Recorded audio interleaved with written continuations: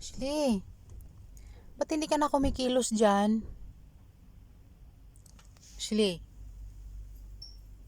huy, napako na yung tingin mo dyan. Hoy, Ashley, ano ba namang ginawa sa'yo ng bird na yan? Bakit ganyan ka naman ka-obsess sa bird?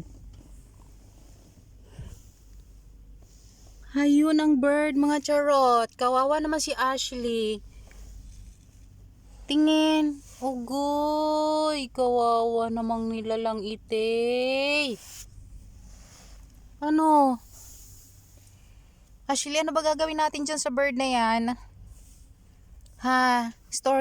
Storbo yan? Storbo yan sa pamumuhay mo? Ha? Na-obsess na to siya sa bird, mga kacharot. Ugoy, kawawang nilalang.